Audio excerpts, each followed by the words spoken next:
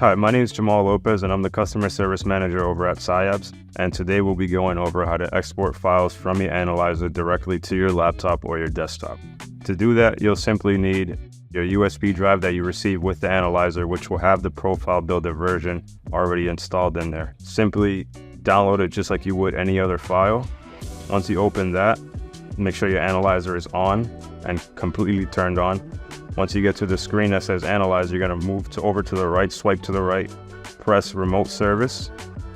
When you press Remote Service, it'll automatically connect to Profile Builder, and you can log in by pressing Open. After pressing Open, you'll move over to your Testing and Results.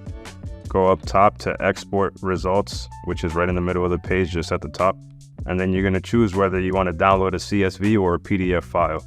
The CSV will be an Excel file that's downloaded in a document. After you choose which one, you press Export down at the bottom right, and this will automatically export the results to your Files folder, which you can open up and find your results under the Documents page.